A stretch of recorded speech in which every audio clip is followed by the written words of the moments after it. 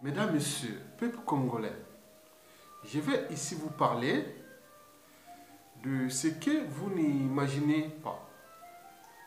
Et si le pire est à venir dans ce pays, le Congo-Brazzaville, et pourquoi? Pour commencer, je vous informe que c'est des informations que j'ai pu récolter auprès des officines, des différentes officines politiques. D'abord du pouvoir, puis des réseaux Mokoko, ça c'est sûr et certain, des faux opposants et aussi des réseaux de la résistance. N'oublions pas la géopolitique nord-sud, avec toutes les relations humaines, sociales que nous avions entre nous. Bon, il y a des bruits de fond, on écoute tout le monde, on diffuse toutes les informations arrivent par-ci, par-là. Donc en faisant ce décryptage de ces informations, du point de vue d'abord comme un lanceur d'alerte, puis comme un éveilleur de conscience, et enfin comme un politico-intellectuel, c'est-à-dire un lettré libre ou dégagé, et qui fait part de ses opinions, de ses points de vue, des analyses sur des problématiques politiques et économiques plus ou moins partagées. Mesdames, Messieurs, peuple congolais, je vous informe que l'avenir de ce pays, le Congo-Brazzaville, est incertain. Pour le comprendre, je vais d'abord vous informer que le dictateur Denis Sassou Nguesso, pour conserver son pouvoir, qu'il le souhaite à vie, a divisé le Congo en deux parties. Il avait divisé le Congo en deux parties. Et c'est toujours d'actualité. Le nord, c'est pour lui. Le sud, c'est pour ses complices. Et voilà, pour la petite histoire. Donc, on ne sait pas, la ligne de démarcation nord-sud doit se trouver dans les départements de plateau. Donc, à partir des départements de plateau, région de plateau, jusqu'au nord, c'est pour lui. À partir du pôle jusqu'à Pointe-Noire, c'est pour ses complices. Et on ne change jamais une entreprise qui gagne. Donc, si vous êtes nordiste, vous devez respecter la règle. Vous n'allez pas aller contre Sassou Nguesso. Parce que pour lui, le pouvoir, c'est lui. Le nord, c'est lui. Donc, il faut que le pouvoir, lui, reste là, soit disant pour protéger les nordistes. Donc, il faut me laisser, moi, si je gère ça. Donc, le nord, si vous êtes récalcitrant à Sassou Nguesso, vous pouvez subir ça. Soit l'exil, soit la case prison, ou les assassinats. Vous l'aurez compris. Donc, il ne faut pas toucher cette disposition savamment organisée par le dictateur lui-même et ses officiers, certains même du Nord, oui, majoritairement de la région de la Kivette et notamment de la tribu Mboshi. Mais quant à la partie sud, là où se concentrent ses complices, bien entendu, si vous êtes sudiste, vous ne faites pas partie de ces complices, mais surtout ne pas bousculer ces complices de Sassou dans le sud. Non, vous risquez d'avoir des embrouilles. Mais bien sûr qu'il entretient ses complices, voilà, il les a préfabriqués, il les entretient en les élevant dans le rang social, ils ont des missions, ils ont des rôles, ils ont des titres, ils ont des fonctions, ils ont tout. Et quand ça ne suffit pas, comme le système n'est pas aménageable, la plupart du temps, si le complice est périmé, c'est là l'assassinat. Et dans le nord d'ailleurs, il y a des gens qui font ce jeu dans le nord. À un moment donné, quand on voit que ça commence à monter commence à faire l'ombre à Sassou Nguesso dans le nord, et à ce moment-là, la solution est trouvée, hein, c'est la paix éternelle ou la mort, dans le sud d'ailleurs. Mesdames, Messieurs, je pense que quand vous regardez cette situation des divisions nord-sud, qui est bien travaillée, même si ceux du sud disent oui, les nordistes sont les tribalistes, c'est bon. Mais ils ne savent pas que beaucoup de sudistes entretiennent cette économie de la géopolitique nord-sud. Et c'est ce que je vais vous démontrer tout à l'heure. Bon, donc il faut dire que dans le nord, on cultive souvent l'omerta. Puis c'est le pouvoir au nord, on cultive l'omerta, on fait attention. Et dans le sud, Montréal, on trouve les amalgames, les boucs émissaires, c'était le nordiste, alors que ceux qui sont avec vous sont bien entourés. C'est un système très bien organisé. C'est pas comment ils avaient pensé ça à quelle époque, mais ça marche avec ce régime. Bon, donc, historiquement, bon, il faut voir que, bon, ben, Sassou Nguesso, Sassou Nguesso déjà, pour voir comment s'est déroulé le processus depuis 2015 jusqu'à nos jours. Donc, historiquement, il me semble que Sassou Nguesso est son dernier mandat, conforme à sa 5e ou 6e constitution. L'avant-dernière, c'était celle du 20 janvier 2002, qui a permis de faire passer les mandats de 2002 à 2009, puis de 2009 à 2016. Même si, dans tous les cas, il a été toujours élu avec 5% ou 5 à 10% de votants, et dans la plupart des temps, il ne votait pas pour lui. Bon, bref, il est passé, c'est un dictateur. Donc, le 14 août 2016, Sassou Nguesso devait quitter le pouvoir et laisser à son successeur. S'il avait une âme et une conscience, comme ça ne se passe dans les sociétés et les civilisations. Donc là, que dalle. Donc, ce que les Congolais ne savaient pas, peut-être ça, ils font les cons. Bon, il y a des gens qui ont des mémoires courtes, les gens ne connaissent pas les stratégies ou connaissent que Sassou d'abord c'est un dictateur. Un dictateur, c'est un homme politique qui exerce le pouvoir de manière absolue, sans qu'aucune loi ou institution ne les limite dans le temps. Autrement dit, ça ne s'arrête pas. Et ça ne s'arrêtera jamais. Et ça, on le savait. Et voilà. Bon. Donc, au moment où nous, par exemple sur la place de Paris, on manifestait, on disait oui, le 14 août, ça y est, Sassou, on va voir ce qui va se passer en 2016, il va partir. Mais non, il avait tout préparé. Il est carré. Sassou est carré dans le but même de conserver ses privilèges, son pouvoir et qu'il souhaite à vivre. Là, il n'y a pas d'état d'âme, sans scrupule. Il peut faire ce qu'il peut faire sur vous, sans scrupule. Il n'y a plus de conscience ni d'âme autre. On n'est plus humain à ce stade-là. Bien sûr que c'est un reptilien, un grand reptilien, c'est-à-dire vérité ou mensonge, c'est pareil. Donc, vous l'aurez compris. En plus de sa carrière de dictateur. C'est du poids lourd de la France-Afrique. Vous connaissez déjà. Donc, les enjeux sont d'abord nationaux, mais aussi géopolitiques, stratégiques avec la France-Afrique. Donc, la France qui défend son rang à l'échelle sous-régionale du bassin du Congo le plus riche, mais aussi continentale à l'échelle africaine. Dont le Denis Sassou Nguesso et sa France-Afrique sont l'aboutissement de cette politique consistant à déclasser le Congo et les conséquences que nous subissons aujourd'hui. Donc, au moment où on se disait Sassou Nguesso dégage, Sassou Nguesso, voilà, donc, mais il s'est déjà préparé. Mais comment? Donc, la première étape, c'était d'abord mettre en valeur ces faux opposants ou ces complices sudistes. C'était d'abord ça. Avant de passer, il fallait d'abord avoir la certitude absolue qu'ils ne vont pas trahir Sassou Nguesso. Et les complices du Sud n'étaient pas choisis au hasard. Parce qu'ils ont déjà une grande couverture électorale. Et c'est des gens, au niveau pression, c'est très important. Donc, si on contrôle ces deux piliers, d'ethnie majoritaire ou, dirons, de population, voilà, des régions sont des régions, ce sud-là est trop peuplé. Donc, pour Sassou, il faut contrôler avec ses pions. Donc, oui, c'est ça. Donc, ça a été préparé en amont. Donc, les accords ont été conclus et tout n'était que diversion. Ils faisaient le jeu.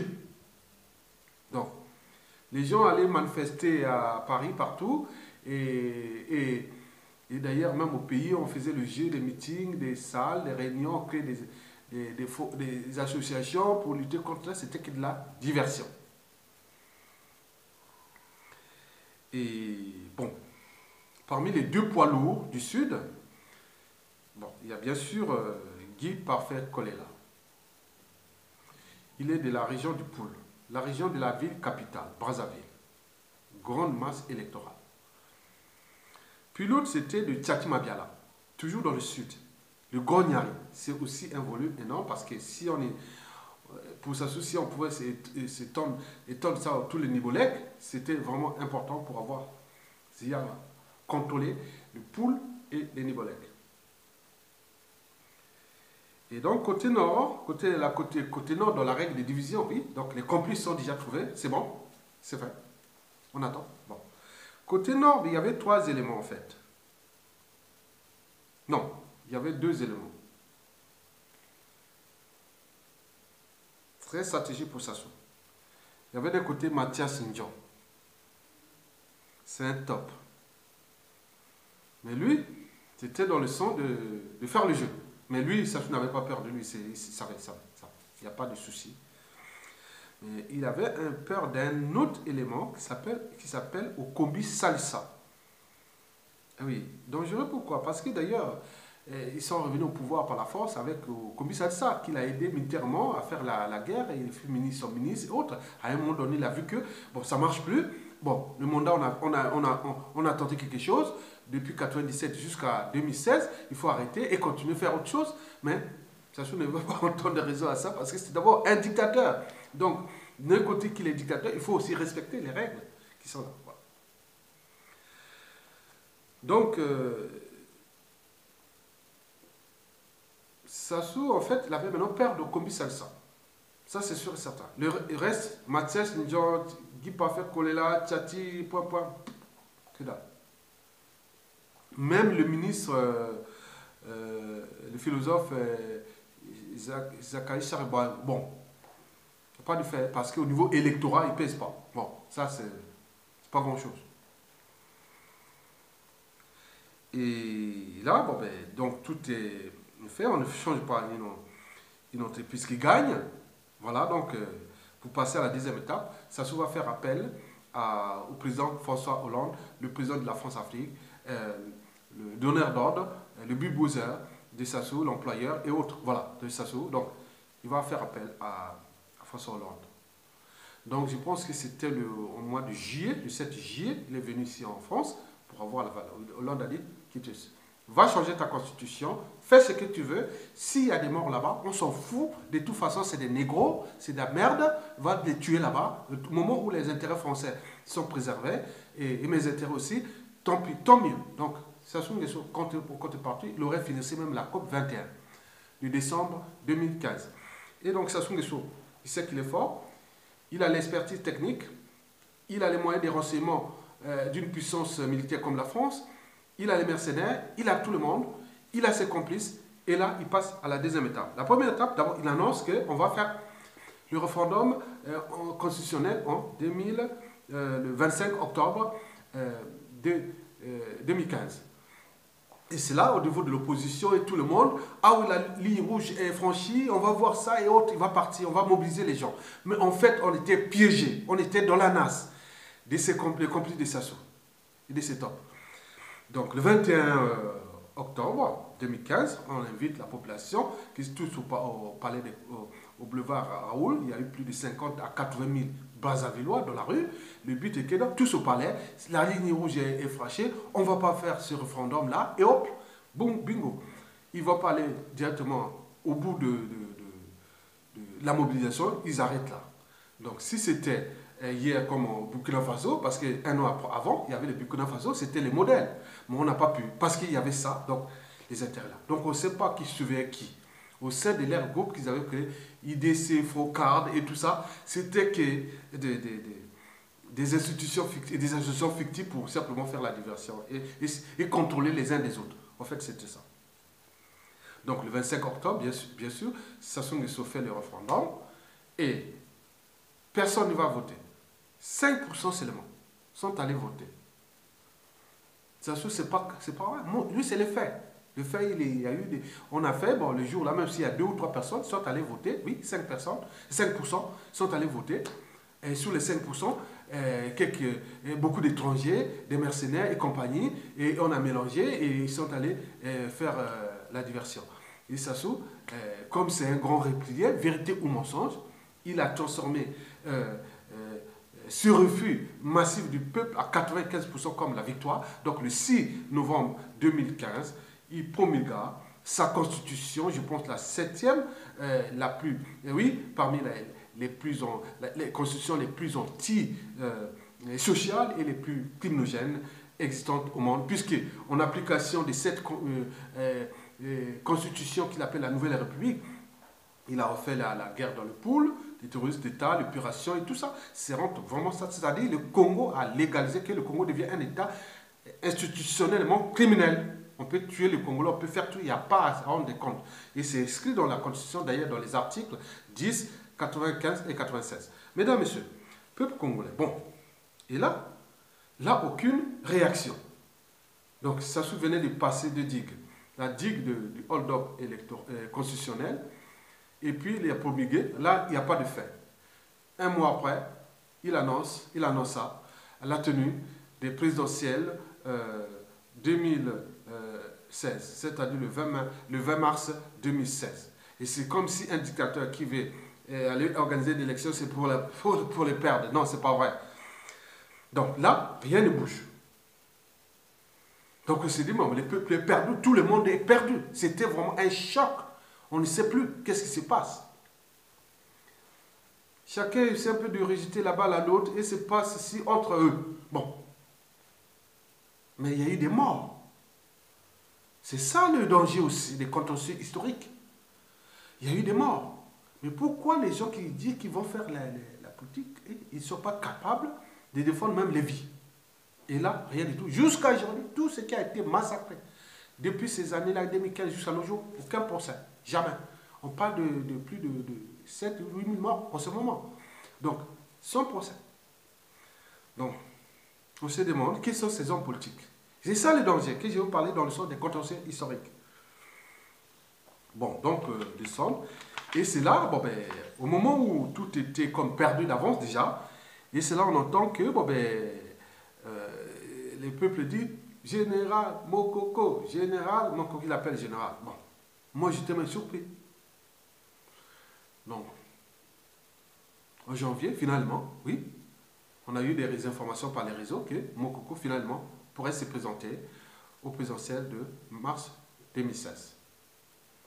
Donc on dit la bonne nouvelle. Déjà, pour le peuple, peut-être penser que, bon ben, le général Mokoko, avec sa crédibilité historique, en général, celui qui s'était enfoncé à Sassou Nguesso pour ne pas faire le poutisme pendant la période de transition politique de 1991-92, bon, ils ont dit, bon, il a une crédibilité historique.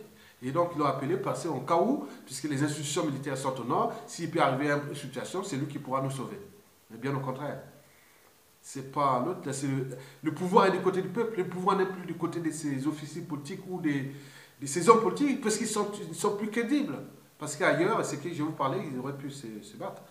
Donc Mokoko, vraiment, se présente, ah oui, s'est dit, bon, je suis candidat, je vais me présenter. Je pense qu'il a annoncé ça au mois de janvier, fin janvier, je ne sais pas.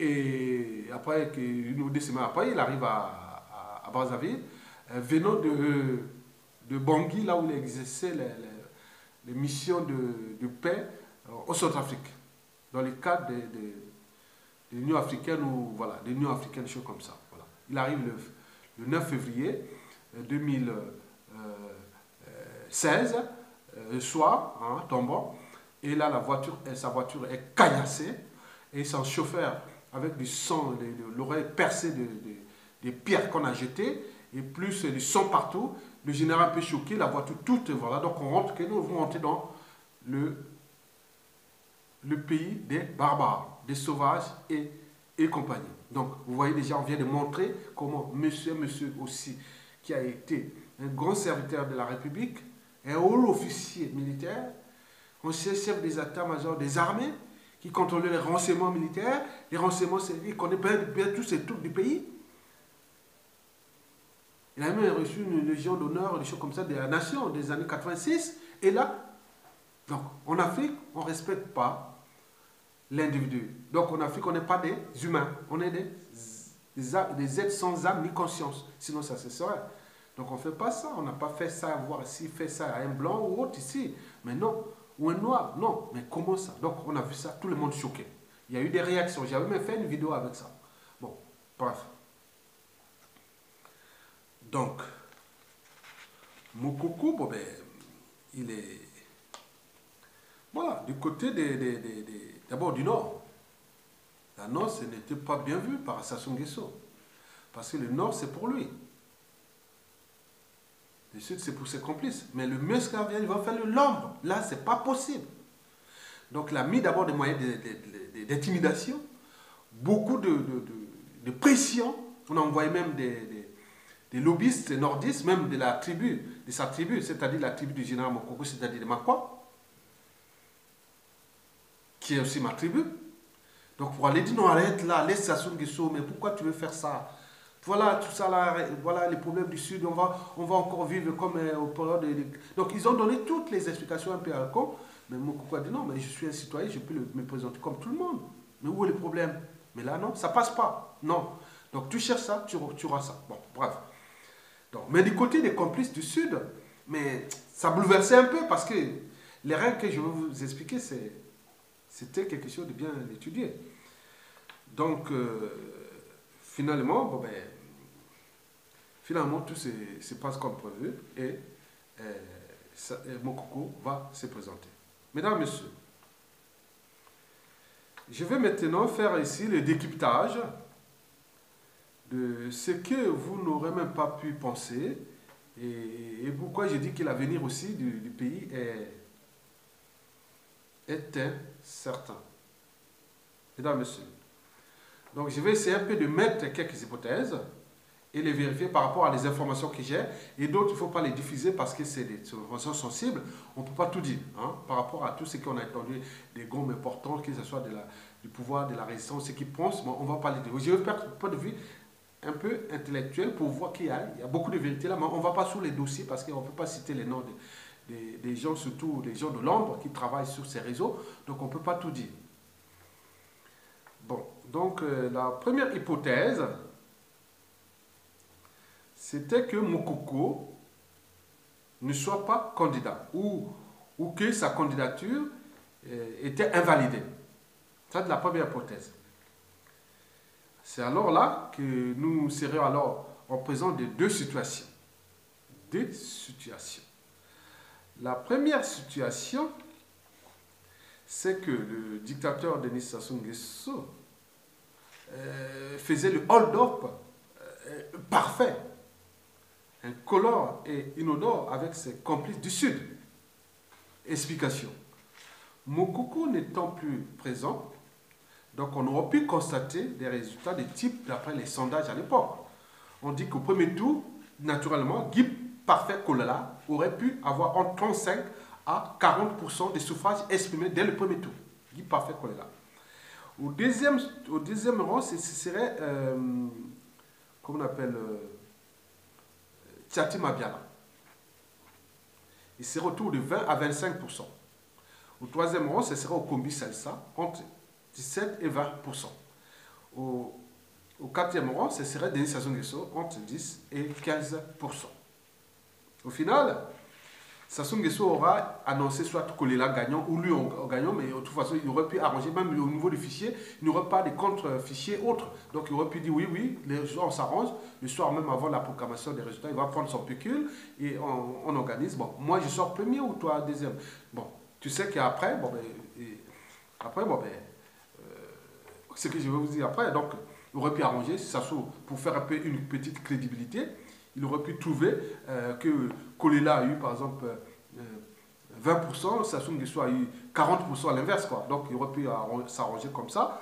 Et déjà, Tchati Mabiala aurait été contacté et autres. Donc au deuxième tour, on pouvait se trouver entre Kolela, Guy Parfait Kolela et Denis Sassou Nguesso.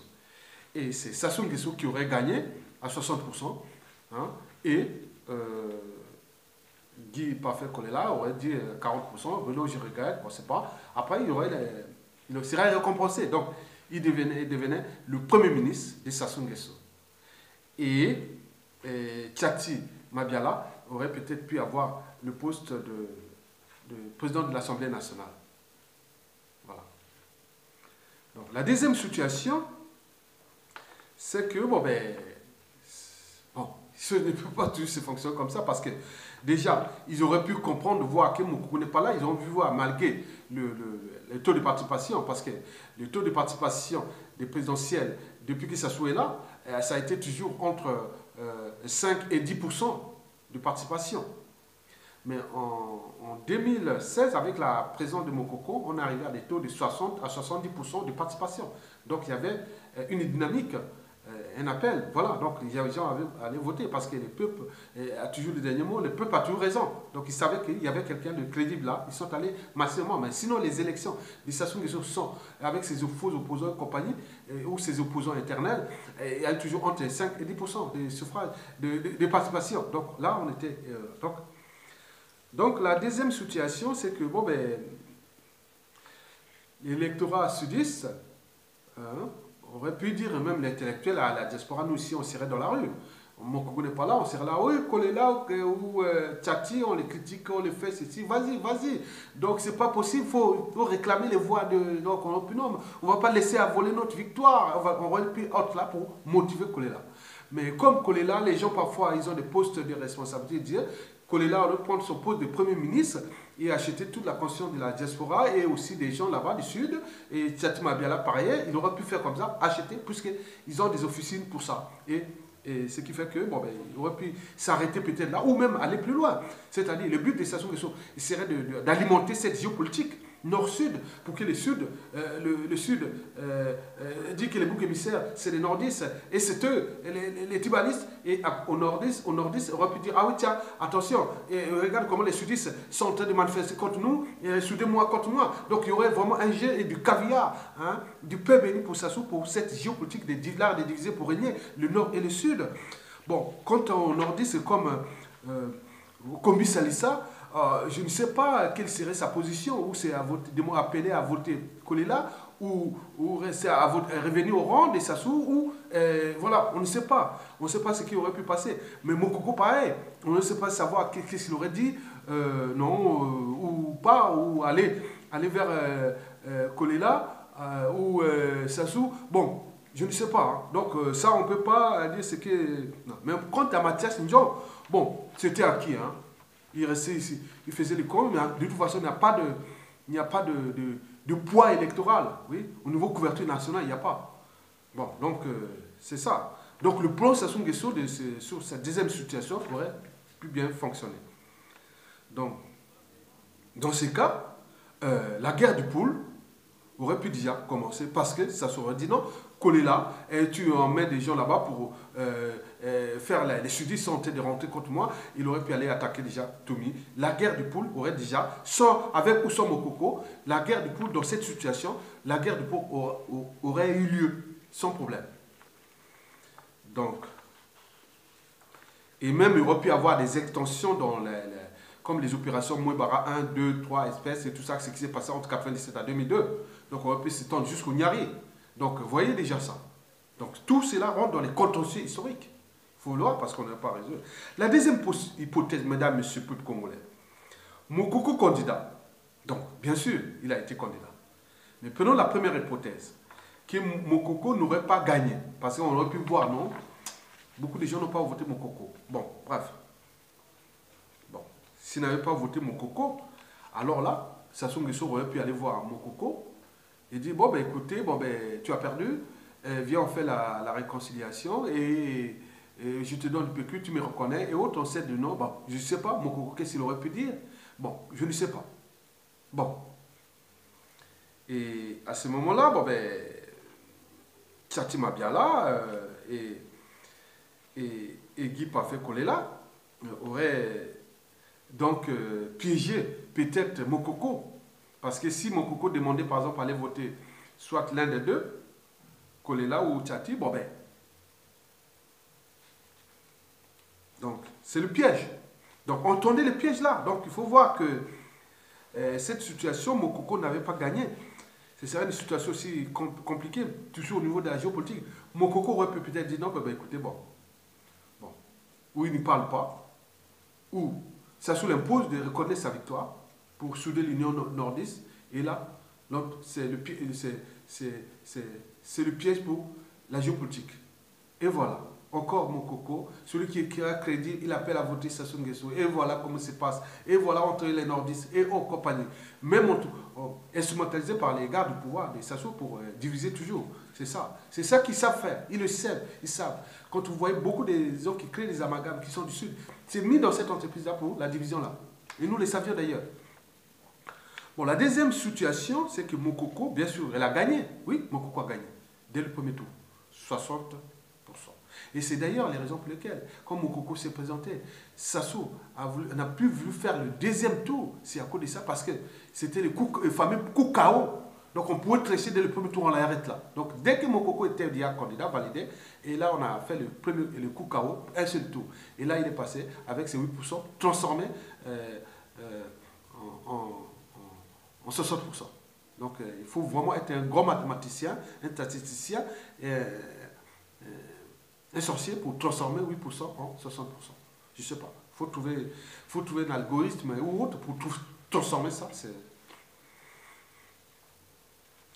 Bon, Mokoko aurait a gagné, et le hold-up, vous le connaissiez, et la situation depuis qu'il a gagné ça, et jusqu'à nos jours, on la connaît. Donc, chacun de nous peut faire son analyse sur toute cette situation en interprétant toutes les hypothèses que j'ai mises déjà auparavant. Bon. Mesdames et messieurs, peuple congolais, pourquoi le pire à venir? Parce que si nous n'arrivions pas à nous entendre sur un projet commun, au sort d'une union sacrée, parce qu'un président élu a été foutu en prison arbitrairement. Ailleurs, dans les peuples libres, ici, seraient dans la rue. Union sacrée. C'est ça qu'on appelle le peuple. Mais là, nous, on ne peut pas. Parce que il y a tout seulement ces agendas cachés. Les gens ne sont pas, les gens viennent seulement pour leurs intérêts particuliers, partisans, la guerre des égaux. Et c'est pas bon.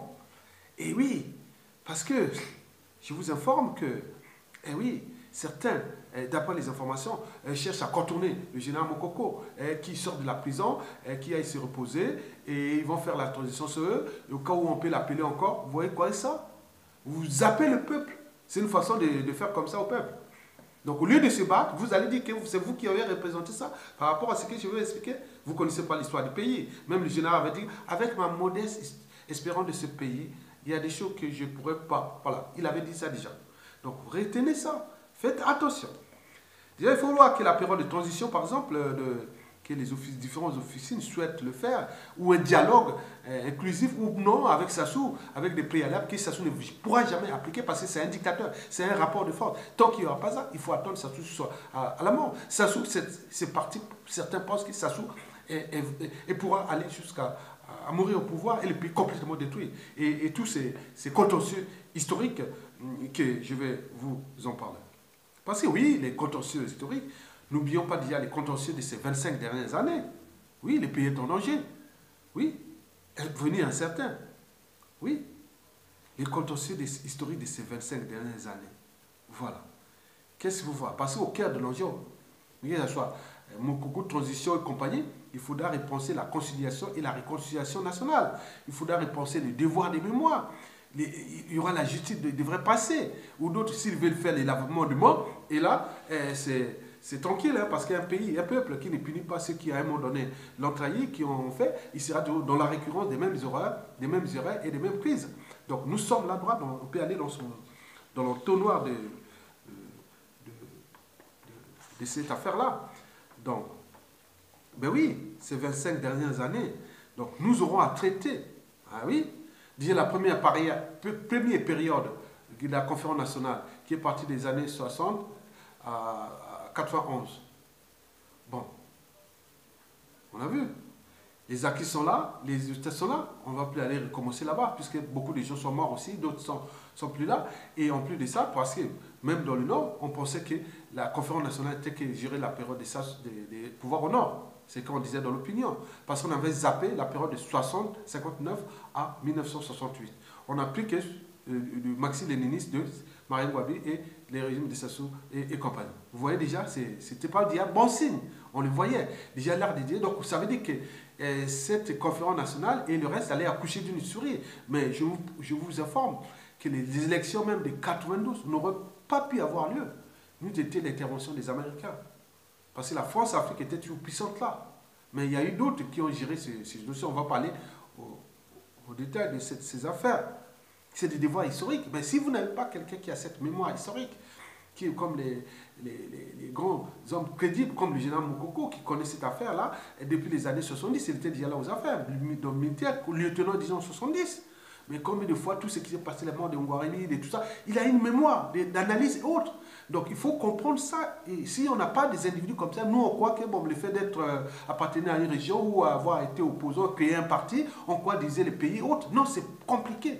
Moi, je dis que moi qui a fait quand même avec ma modeste expérience politique, que j'ai déjà fait à l'université Marien Ngouabi, à la faculté des sciences, et avec la fédération, avec l'UGC à l'époque, oui, j'étais un grand gars de l'UGC à l'université. Bon, on faisait ça. Mais je dis que gérer les relations humaines et politiques, c'est compliqué. Et surtout qu'en politique, il n'y a pas d'amis. Il n'y a pas d'amis permanents, ni d'ennemis permanents. Il n'y a que des intérêts permanents. Mais ça dépend de quel intérêt. Est-ce que c'est l'intérêt général? Est-ce que l'intérêt de cacher votre passif? Ou certaines choses? Non, il ne faut pas toucher ça. Et si vous avez un pouvoir? Non, non, non. Le problème par exemple, le problème de la première guerre dans le pôle, de 1993 à 1994. Est-ce qu'on va zapper ça? C'était entre le pôle et les Nibolais. Entre sur 10. On dit, wow, c'était entre nous sur 10, on zappe ça. Prenons la deuxième guerre du pôle, qui est partie de 1997, après la fin de la guerre, le coup d'État de Sassou. La deuxième guerre du pôle a commencé dès la fin de ce coup d'État jusqu'à nos jours. Bon, là, au départ, c'était le problème entre le Nord et le Sud. On disait ça, que les Nordistes attaquent les Sudistes. Maintenant, aujourd'hui, ça se dirige entre que les Mboshi attaquent les Lari Congo. Et donc, ça fait partie des contentieux historiques. Vous savez que Adolf Hitler, quand il est sorti de la Première Guerre mondiale, oui, il avait quel grade? Caporal-chef. Mais il n'avait pas digéré que l'Allemagne avait perdu la guerre et qu'on les avait humiliés, l'Allemagne, en réduisant l'armée allemande à 100 hommes, en enlevant toutes ces colonies et plein de contraintes. Bien sûr, c'était jusqu'en 1922, c'est ça. La France était une puissance à l'époque, parce que les traités internationaux, jusqu'en 1921, avant, c'est-à-dire dès le 15e, 16e, 17e, 18e siècle, jusqu'en 1922, tous les traités internationaux étaient qu'en français. Mais après, à partir de 1922, c'était l'inversion. Là, l'anglais a pris le relais. Et jusqu'à nos jours. Donc tous les traités internationaux sont maintenant en anglais, avec l'arrivée de la puissance américaine et compagnie. Mesdames, messieurs, oui, bon, comment gérer ce passif-là, des contentieux historiques, quand vous voyez que le cas d'Hitler, qui est venu humilier la France 20 ans après, autre. Mais Sassou Nguesso a fait contre le pôle. Est-ce que quel traumatisme, quelle psychanalyse, quel ceci qu'il a fait? Est-ce qu'il ne dit pas qu'il y a un gars de pôle et demain qui veut faire le jeu jusqu'à temps on prend le pouvoir, ou on fait ceci? On peut traiter tous les mots de manière objective même, mais il restera toujours les relations humaines. Il y a le passé des uns et des autres. Il y a des gens ils ont perdu des vies. Il y a des gens, il y a plein de choses dans ça. Il y a des haines enfouies. Il y a des rancœurs. Il y a plein de choses là qu'on ne peut pas dire. Bon, donc on ne peut pas gérer ça comme ça, qu'on dit, trouver quelqu'un qui est crédible, on cherche d'abord l'union là, pour qu'on gère ça pour avec ce genre de paratonnerre qui nous protège, mais nous on n'est pas capable. Chacun veut avoir son président ou qu'on va faire la transition comme on s'est trouvé dans des petites officines des parisiennes, qu'on croit qu'on va faire le pays comme ça. Non, le Congo a changé. Et a changé pas en bien, mais dans le bas. Et donc, tout est explosif là-bas. On n'y sait pas. Bon, n'oublions pas les contentieux, ce qu'ils appellent les sous-contentieux. Bon, les trucs des colonels Tchourou. Est-ce que les gars de ça, qui est aussi des cadres civils, politiques et militaires, ont oublié ça? Le cas de Kombi Salissa, qui aujourd'hui qui a aidé Sassou Nguesso, qui le fait du mal autre. Vous croyez que les gars de Teke de Kombi Salissa ont oublié ça? Prenons le cas de la Kivette. N'oublions pas les Pironga, les Marien Ngouabi, les Yavoukou, Adoua et compagnie. N'oublions pas le général Mokoko, qui aurait pu traiter le passif de Sassou en gérant cette géopolitique et autres, parce qu'il n'était pas jamais été mouillé dans ses affaires. Donc, il aurait pu gérer ça positivement, parce qu'on cherche quelqu'un qui a une crédibilité et qui a quelque chose. Mais là, que dalle. Donc, chacun veut jouer ça. Donc, comme on dit, à force de jouer avec le feu, on finit par se brûler. Comme on dit en lingala, au Bénin, ce que moi, na lingi kosimba monto, tikaye, mokola kodika voyeba. Donc, tu vois, tu brûler. Donc, croyez ça, parce qu'il y a déjà les tétis que l'Issouba a eu, qui reculent. Donc, nous, pour avoir se trouver dans la tétis puissance 2, 3, 4, 5, parce que les esprits sont toujours là, ils n'ont pas changé, ils sont toujours là. Donc, rien ne se crée, rien ne se perd, tout se transforme. Ça veut dire que rien ne naît, rien ne périt, des choses déjà existantes peuvent se combiner et se séparer. Donc c'est sûr, il y a des gens qui ont des passifs à gérer, les responsabilités historiques, ils ne peuvent pas, ils sont en train de se cacher, ils ont commis des crimes, n'oublions pas. Et bien sûr, le problème d'Alikwala aussi, avec le Motando, on peut prendre tout de parties de la partie nord, n'oublions pas le sud. Le sud, c'est les Katombes, et là c'est au guet-apens. Donc il y a beaucoup de choses à gérer. Avec un pays qui est en faillite, et avec les haines et rancunes, comment on va gérer ça? Ou bien faire le camp, on dit, bon, on laisse tomber, bon, voilà. Bon, ça, vous avez compris. Il faut faire que c'est des grands dossiers, mais il faut des gens crédibles. Parce que si un qui apprend le pouvoir, qu'on va dire quoi? Qu'on va laisser gérer ça, par exemple, demain, on te colle là, Tati Mabiala, Firma Ayessa, les Mathias Ndjan et tout ce monde-là, ils vont gérer ça. Vous croyez au Père Noël? Ils ont l'air quand les passifs à régler, et vous croyez qu'ils vont gérer ça? Il faut des gens crédibles, si on veut avancer. Et bon, n'oublions pas les problèmes des institutions militaires. On dit que c'est au nord, c'est dans la Kivette. On parle des problèmes de quotas, on va dire tout ça. Mais vous allez gérer ça comment? Commencez déjà. Parce que moi, je sais qu'il y a certains, quand ça commence à tirer, ils fouillent. Hein, on a vu en 97, même ministre autre, ils fouillaient. Mais là, si ça va commencer à retirer encore. Mais attendez, c'est ça, par exemple, de parler, il faut avoir le courage de soutenir. Là. Ça me semble qu'il y a des pays qui sont comme ça. Ça pète, c'est comme si c'est l'adrénaline, mais l'autre il fouille. Donc il faut faire attention. C'est pas parce qu'on a lutté pendant 20 ans et après on rentre là-bas, on revient en courant ici en France. Donc il faut faire attention. Parce que nous sommes dans un terrain miné, il y a beaucoup de ficelles à faire, il y a toute une historique, il y a beaucoup de choses, il faut trouver des alliances, des combinaisons, des synergies pour gérer ces problématiques complexes qui sont déjà ceux déjà précités, c'est-à-dire les contentieux historiques. Bon, n'oublions pas les problèmes économiques, socio-économiques, les biens mal acquis. Oui, il y a du nord au sud, ils ont volé, hein, tous ils sont là. Hein. On le voit, tous les jours, on voit les gens qui viennent cacher les magots ici en Occident. Ils sont du nord, du sud et là, ils viennent. Donc à ce moment, arrêtez les amalgames. Vous allez gérer ça comment? Bon, les problèmes de la dette économique, le pays en faillite et la condition sociale, et voilà, comment restaurer le pays, son autorité, l'État et autres. Mais il faut quelqu'un qui joue des sortes d'équilibre, autres. Mais aujourd'hui, il n'y a pas. Au nord comme au sud, il n'y a pas. Il n'y a pas en ce moment. Qui s'affirme, qui a une crédibilité, qui peut écouter et qui s'est affirmé. Déjà, il faut s'affirmer au moment qu'on est dans le trou. Il aurait pu s'affirmer aujourd'hui, au moment que le peuple attend. Des hommes qui, à un moment donné, étaient peut-être des fonctions importantes au pays, qui s'affirment, qui se font. Mais là, ils sont cachés. Ils sont peureux.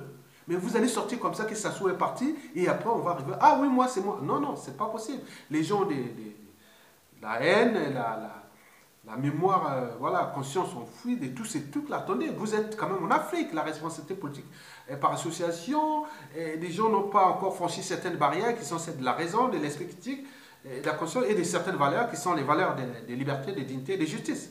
Et moi, des devoirs de mémoire et compagnie. Mais sinon, ça se serait. Mesdames, messieurs, peuple congolais, oui. Bon, au niveau des élections, bon, ben, je ne vais pas aller là, parce que là, les élections de 92, on n'a peut-être pas eu lieu, parce qu'il y a eu beaucoup d'interventions. Et nous savons que nous sommes en zone France-Afrique et que la France, par rapport à ces passifs-là de Rwanda bis, parce que nous sommes, avec le pool là, nous sommes dans le Rwanda bis. La France dit, ah tiens, quel gars du Sud peut prendre le pouvoir avec tous les bazars que nous avions fait avec Sassou Nguesso depuis 1997 à nos jours. Aucune résolution au niveau des Nations Unies, droit de veto de la France. Mais pourquoi? Donc quand c'est flou, donc on cache quelque chose. Et si demain, un sudiste prend le pouvoir, mais bien sûr, les choses sortiront. Ça, les officiers, on les dit.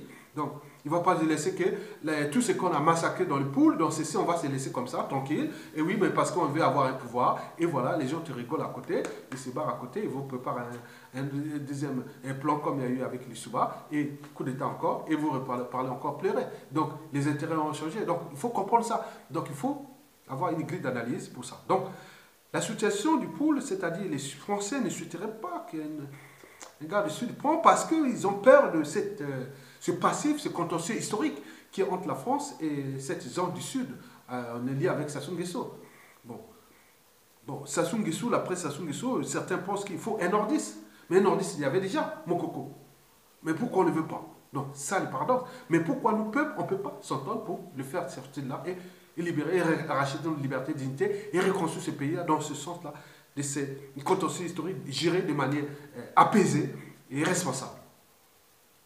Donc, allez faire vos combines, allez faire là, les gens de l'ombre travaillent, les gens demain, on peut se trouver dans les amalgames, les négationnistes et autres. Donc, c'est rien de Bouchira, on peut se trouver. Il y a des gens qui peuvent utiliser ça parce que le problème, nous sommes dans un problème vraiment difficile. Mokoko, présent, élu, aucune classe politique ne peut se mettre en action non, là, tout le monde là, maintenant on attend qui? Donc vous voyez que le Congo, c'est peut-être une tribu, je ne sais pas, peut-être ce sera un gars au nord, ou les Téké, ou les sudistes, ou autres, on va dire, non, mais vous croyez que ça va se faire comme ça? Avec tous ces contentieux historiques, toutes ces problématiques majeures et ces enjeux majeurs. Donc il faut faire attention. Donc je pense que le danger est là, et je dis que Sassou Nguesso, en fait, a gagné contre le Congo. Parce qu'il est en train de fabriquer, il a déjà fabriqué presque une poudrière. Et celui qui usera, c'est le coup de poing final pour que le Congo là soit ingouvernable pendant encore des années. Parce que le but qui est là, Sassou, comme nous ne pourrons pas se battre pour libérer les gens, même raisonner au niveau international, autre. Donc le Congo, c'est un pays stratégique de la sous-région, il pourra arriver à un bordel, parce que Mokoko, par exemple, on ne sait jamais, c'est la vie, hein. Donc on ne peut pas, voilà, je souhaite toujours longue vie, mais on ne sait jamais. Mais s'il arrive quelque chose, ça sera on met des extrémistes du nord, du sud, chacun avec ses revanches. Ils n'ont pas aidé Mokoko. Pourquoi je dois aller aider ces régimes-là? Pourquoi je fais ceci? Donc on va rentrer dans le truc de Cuba et autres. Ça, c'est toujours fait pendant l'Issouba. On l'a vu. Et aussi, heureusement pour Mokoko, a été dit, il y a eu ces hold-up, mais sinon, il serait retrouvé dans la situation de l'Issouba puissance 2 ou 3. Donc faites attention avec vos combines, les états-majors. Si vous ne prenez pas, parce que c'est pour à vous d'alerter, éveiller votre conscience et comprendre que le pays là, on ne gère pas comme dans les petites associations parisiennes ou dans les petites associations au pays où non, c'est compliqué. Quand vous montez les grands dossiers, c'est très compliqué. Parce que nous avons d'abord une situation nationale, une histoire nationale, une réalité nationale, mais il y a aussi les enjeux internationaux, dans la grande puissance de la France, avec tout ce qui est passé comme, qu'il a foutu comme bazar là-bas, avec Sassou Nguesso, qui essaie ça maintenir pour essayer un peu de calmer au cas où, comme on dit, attendant, peut-être on aura un bon produit et qui pourra être un deuxième pion et qui pourra peut-être gérer ça. Peut-être qu'ils sont en train de travailler un autre pion, mais ça ne marchera pas, ça ne marchera pas. Je vous dis sincèrement, ça ne marchera pas parce que ce sera la boîte dépendant pour les négationnistes et des violences et même le risque d'implosion du Congo en plusieurs États. Et n'oublions pas que si ça explose en plusieurs États, c'est déplacer les problèmes pour les problèmes. Vous allez vous retrouver dans le bassin du Congo ensemble, vous allez séparer les pays, non, c'est pas possible. C'est déplacer les problèmes. Mais il faut aussi retenir que l'indicateur, c'est pas seulement non, mais regardez dans toute la sous-région, il n'y a que l'indicateur. Donc il y a un problème des Bantous et qu'il faut remettre en cause et comprendre ça techniquement. Donc moi je vous dis que l'avenir du Congo est incertain si nous ne prenons pas individuellement et collectivement notre responsabilité, tant au niveau de notre liberté, la dignité et la justice. N'oublions pas, ceci doit être fait à l'échelle politique et militaire. Donc nous devons être en rapport de force par rapport à Sassou Nguesso. Même s'il y a d'autres réseaux qui travaillent pour bloquer que Sassou n'ait pas ce pécule, pour continuer à entretenir ses forces. Mais il a tellement d'argent qu'il a caché par-ci par-là avec des systèmes de financement sophistiqués. Étant donné qu'il a zappé la condition humaine et sociale au Congo, les salaires des fonctionnaires autres, il peut rester 2 ans, 3 ans sans salaire, ils s'en foutent. Au moment où il y a la violence, la barbarie, la terreur, et les gens vont rester là calmés, ils vont se débrouiller entre eux, système D, et en même temps avec son pécule qu'il a caché par-ci là, ils vont rentrer pour acheter la conscience des uns des autres, la corruption, n'oublions pas les processus, de tous les processus d'assassinat, et comme ça, il reste à vie au pouvoir. Mais il ne sait pas qu'il est en train de préparer un monstre qui va sortir à tout instant, parce que quand on vous envoie des lettres de rappel, que vous n'arrivez pas à répondre, mais attention danger. Donc vous aurez compris. Sassou Nguesso peut s'en foutre, ou se moquer même de nos vidéos, de tout ce que certains ont dit, mais c'est pas grave. Sassou est venu trouver ce pays. Il existera après lui. Mais dans quelles conditions? Et dans quel état d'esprit? Les haines ont fui. On connaît l'Afrique. On connaît le Congo. Donc si nous ne prenons pas conscience d'éjecter ce monstre-là vite fait, même avec l'accord de la France, qui aurait pu trouver un nordiste comme Mokoko, un homme de cette ère, et trouver ce juste équilibre-là pendant un court moment, et pour équilibrer ça et fabriquer dignement des élections libres après avoir tout géré ces problèmes précités. Bon, donc on aurait pu comprendre. Mais là, vous allez laisser ce Congo-là aux mains des revanchards, des extrémistes et autres. Je vous rassure, ils sont du nord, du sud, de l'est à l'ouest. Ils sont aux aguets. Je ne suis qu'un lanceur d'alerte, il y a d'autres qui éveillent. Donc, il y a des gens qui disent, par exemple, moi je ne veux pas dire, bon, non, bref, je ne veux pas dire ça. Militairement ou autre. Bon, bref. Je m'arrête là. Mesdames, Messieurs, je vous remercie.